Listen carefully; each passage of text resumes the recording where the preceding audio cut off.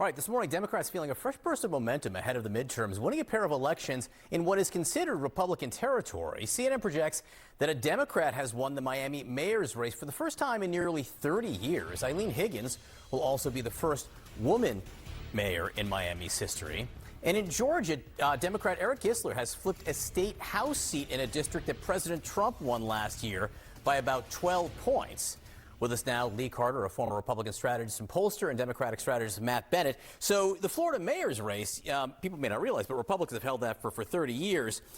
Kamala Harris won Miami writ large by 1 point. The Democrat last night won by 19 points. So that's an 18-point swing there, a 12-point swing in this Georgia House district here, Matt. What do we continue to see? Yeah, this is just another in a pattern that we're seeing in 2025 of blowout wins for Democrats, some of them in really tough places, like the two last night. We won big in Virginia, which was flipping that governor's race. We won big in New Jersey, much bigger than anybody thought, massively outperforming the Harris performance there.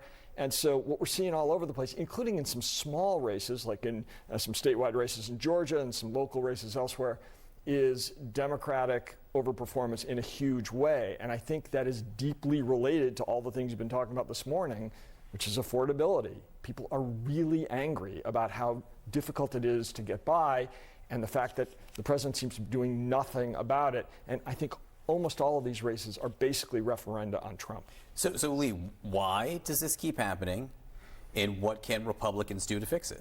I think you're absolutely right. The issue of affordability is one that we can't understate. And when you look at the Miami race, I'd like to say that it's an outlier. We'd like to say all of these races are outliers, but it's not the case. People are really upset that things are so out of reach. And when you look at the results in Miami, I mean, Suarez won by, he was in the 80%. The outgoing mayor. And so this is a huge win for Democrats, and there's no way to look at it any other way. And Republicans have to get serious about affordability. And I think the issue today with health care, and you look at how popular the Affordable Care Act is right now, it's the most popular it's ever been. And so Republicans really have to wrestle with how they're going to get the prices down when it comes to health care, when it comes to groceries, when it comes to energy.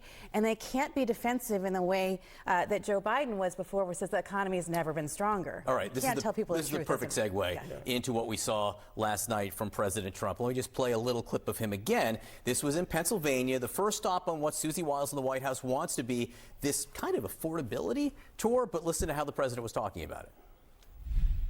They have a new word, they always have a hoax. The new word is affordability. So they look at the camera and they say, this election is all about affordability. Democrats talking about affordability is like Bonnie and Clyde preaching about public safety. They use the word affordability, and that's their only word. They say affordability, and everyone says, oh, that must mean Trump has high prices. No, our prices are coming down tremendously.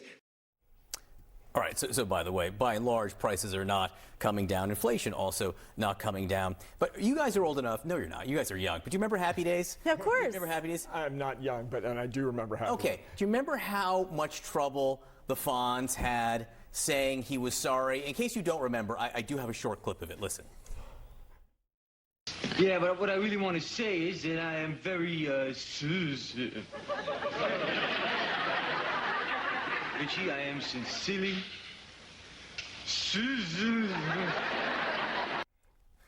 All right, first of all, God bless Henry Winkler. Second of all, it just made me think.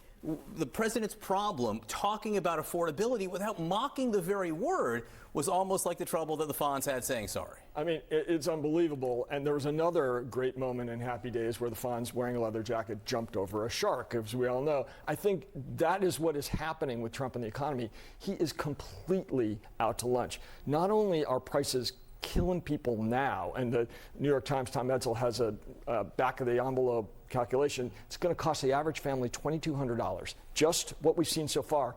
That's before the premium spikes hit on January 1st for the Affordable Care Act, which could cost a couple in their 60s $32,000 a year. I mean, this guy is completely nuts if he thinks that affordability isn't actually hurting Americans. And if he keeps mocking it, Democrats are going to keep winning by giant margins. He was touting last night some of what he considers to be his economic achievements, and Republicans will talk about some of the changes that will come from the Tax Act that was passed this past year, Lee. But how could he talk about this in a way? Obviously, President Biden, former President Biden, blew it when it came to talking about inflation and prices, and it became a huge election issue here. How can President Trump not blow it? Well, there's a few things. One, I can see his frustration and sense his frustration. He's always been the candidate that's been known for the economy, for jobs, for all of these things, and now he's losing on that. And I think he's very, very frustrated.